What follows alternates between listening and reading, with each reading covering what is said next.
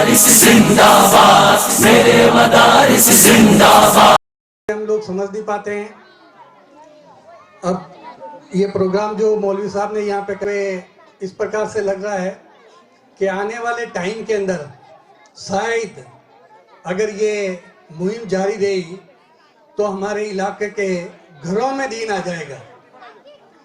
अभी तक हमारे घरों में दीन नहीं है, यह सच है, कोई माने या ना माने, लेकिन अभी तक का सच यही है कि इस मंगरा वालों के घरों के अंदर दीन नहीं पहुंचा है। दीन पहुंचाने के लिए हमारी ये नन्ही मुन्निया जो बेटी है, सबसे बड़ी समस्या ये है कि हमारे यहाँ पे जब भी कोई मेला होता है, खेला होता है, कुछ होता है, उस समय सब जितने भी माएँ हैं तकरीबन अपने पूर्वजों के रिवाज से वो चलती रहती है और उन्हीं को उनके ये मासूम बच्चे देखते हैं। और जब भी मासूम बच्चे उस चीज़ को देखेंगे तो वही चीज़ उनकी ज़िंदगी के अंदर समझ आएगी। तो उस चीज़ को दूर करने के लिए एक तरीका है, लेकिन इस तरीके के अंदर हमें थोड़ा और इम्प्रूव करने की ज़रूरत है। इम्प्रूवमेंट ये है कि अभी तक मैं यह सुनता आ रहा हूँ यहाँ पे कि दीन की तालीम, तालीम होती है, नो दीन नो दुनिया। आप इंजीनियर बन रहे हो वो भी तालीम है, आप डॉक्टर बन रहे हो वो भी तालीम है, आप आलिम बन रहे हो वो भी तालीम है, बशर्त कि वो दीन के हिसाब से चले। तो दीन के हिसाब से चलने के लिए कुरान हमारे सामने एक आईना है, उस कुरान को पढ़ाओ बच्चों को, उस कुरान को देख कर करके बच्चा पढ़ेगा। आप लोगों को जानकारी के लिए बता दूं कि 12वीं सदी तक इस कायनात के अंदर मुसलमानों का एक राज हुआ करता था, छत्र छाया हुआ करती थी। हर क्षेत्र के अंदर डॉक्टरी से लेकर के इंजीनियरिंग से लेकर के आर्किटेक्ट इनके हाथ के अंदर होता था। लेकिन 12वीं सदी के बाद धीरे धीरे एजुकेशन का स्टैंडर्ड यानी इल्म का स्टैंडर्ड डाउन होता गया। डाउन होने का कारण एक ही था कि हमने वहाँ पे तालीम को दो हिस्सों में बांट दिया, दीन की तालीम, दुनिया की तालीम। यहाँ पे जाकर के फर्क पड़ गया और 12वीं सदी से फिर धीरे धीरे जो ग्रोथ हमारी होनी चाहिए थी वो नहीं होकर के हम डिक्रीज में गए, हम घटत की तरफ में गए। और घटते आज हमारी एजुकेशन का स्टैंडर्ड वो हो गया कि आप सच्चर कमेटी की रिपोर्ट अगर देखोगे तो भारत सरकार खुद बोलती है कि हमारे यहाँ पे मुसलमानों की हालत आदिवासियों की हालत से भी बदतर है। उसके लिए जिम्मेदार कौन है? हम लोग हैं। हम इल्म को तकसीम कर देते हैं, दुनियावी इल्म, दीनी इल्म। हमें तालीम को तालीम रहने दो, तकसीम मत करो। हम चाहते हैं कि हमारे इस मंगरे के बच्चे कुरान में भी हाफिज बने, आलिम बने, डॉक्टर बने, इंजीनियर बने, आईएएस बने, आईपीएस बने। उसके लिए जरूरी है कि दुनिया के अंदर जो चलने वाली आज की तालीम है अंग्रेजी, वो अंग्रेजी हमारे बच्चों को हमको सिखानी है। अगर आप हमारे बच्चों को अंग्रेजी नहीं सिखाएंगे तो हमारे बच्चे अफसर नहीं बनेंगे, हमारे बच्चे इंजीनियर नहीं बनेंगे, हमारे बच्चे डॉक्टर नहीं बनेंगे। बच्चों के अंदर किसी भी प्रकार की कोई कमी नहीं है। इनका जैन देखो, कितनी अच्छी अच्छी चीजें इन लोगों ने बताई है। इनके जैन में सारी चीजें बचपन में बिठा दी जाएगी कि आपको डॉक्टर बनना है, आपको इंजीनियर बनना है, आपको एक बड़ा लीडर बनना है, तो डेफिनेटली ये बच्चे आगे चल करके लीडर बनेंगे। लेकिन हम इनके जैन के अंदर बिठा देते हैं कि हमारे को कुछ नहीं करना है, सिर्फ कुरान पढ़नी है, अल्लाह अल्लाह करना है, सारा अल्लाह देगा।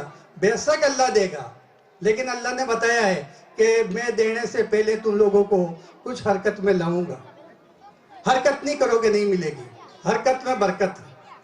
तो हम लोगों को अंग्रेजी की तरफ में भी हरकत करनी है, दीन की तरफ में भी हरकत करनी है, और हमारे इस पूरे एरिया के अंदर एक ऐसी मुहिम चलानी है जिससे कि हमारी बेटियों के अंदर दीन आ जाए। बेटियों के अंदर दीन आ जाएगा, वो दीन परमानेंट रहेगा, वो कहीं जाने वाला नहीं है। लेकिन बच्चों के अंदर जब दीन आता है तो हमारे यहाँ पे दो चीजें एक ऐसी आती है जिसके अंदर वो अपने ईमान से भटक जाते हैं। पहला चीज आता है मेला, जो साल में 10-15 होते हैं। उसके बाद आता है चुनाव, वो चुनाव के अंदर सारे के किराए के ऊपर पानी घुमा देते हैं जो भी कैंडिडेट होते हो। मैं किसी की तरफ इंडिकेट करके नहीं कर रहा हूं, लेकिन एक कारण बन रहा है ये। तो हमें उन चीज़ों की तरफ से बचाव करना है, हमारे बच्चों को तालीम देनी है, इल्म की जितनी भी जरूरत पड़े, इसके लिए पढ़ने के लिए कहीं भी भेजना पड़े तो हमारे बच्चों को भेजना है। डॉक्टर साहब ने बताया था कि हमारे जो अननेसेसरी खर्चे हैं उन खर्चों को कम कर दो। शादी के अंदर डीजे ले जा रहे हैं, मत ले जाओ, बच्चों को पढ़ाओ। और मायरों में डीजे ले जा रहे हैं, मत ले जाओ। रिटायरमेंट के ऊपर बहुत बड़ा फंक्शन कर रहे हैं, मत करो। लेकिन हम दिखावे के अंदर हम ज्यादा बिलीव करते हैं, तो इस्लाम दिखावे के बिल्कुल खिलाफ है।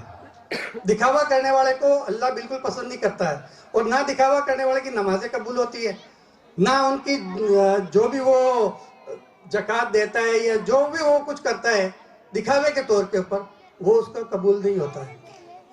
दिखावा हमारे को नहीं करना है, और हमारे बच्चों को इल्म की तरफ लेकर के जाना है। घर के अंदर जो गलत चीज़ें हैं जिसकी इस्लाम परमिशन नहीं देता है, उसको घर के अंदर एंट्री नहीं होने देनी है। और अगर कोई एंट्री कर देता है तो उसके लिए अपना घर आउट ऑफ कर दो ना। नहीं आएगा वो बच्चा घर में, नहीं आएगा वो बुजुर्ग घर के अंदर, बाहर उनके लिए जगह बना दो, थोड़े दिन के अंदर अपना आप अकल आ जाएगी। लेकिन उसके लिए हमें थोड़ी सख्ताई बरतनी पड़ेगी, और सख्ताई का एक ही तरीका है, वो तरीका हमारा इस्लाम बताता है कि सख्ताई किस प्रकार से बरतनी है। वो बेहतर तरीके से मौलवी साहब आपको बताएंगे। और बाकी मौलवी साहब ने और ये एक शानदार प्रोग्राम रखा है, बच्चों की फेयरवेल पार्टी बोल सकते हैं इसको, लेकिन फेयरवेल अभी पूरी कंप्लीट नहीं है। ये जिन 6 बच्चियों ने कलाम पाक कंप्लीट किया है और हाफिज हुई,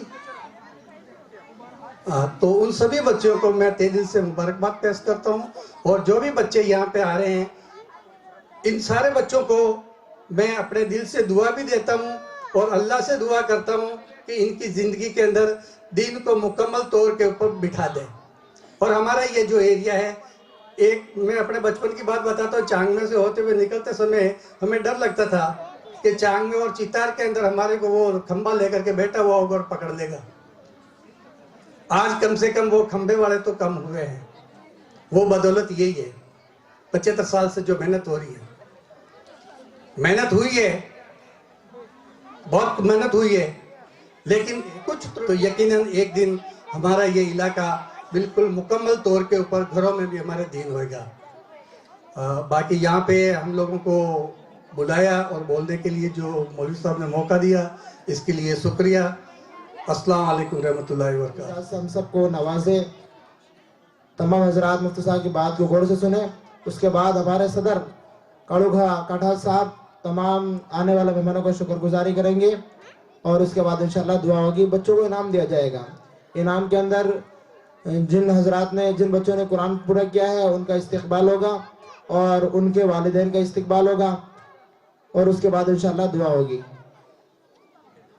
ज़िक्र व इन्ना लहु लहाफ़िज़ून। वक़ाल अल्लाहु तबारक व तआला लौ अंज़लना हाज़ल क़ुरआन अला जबलिन लरअयतहु ख़ाशिअन मुतसद्दिअन मिन ख़श्यतिल्लाह। सदक़ल्लाहुल अज़ीम। वक़ाल नबी सल्लल्लाहु तआला अलैहि वसल्लम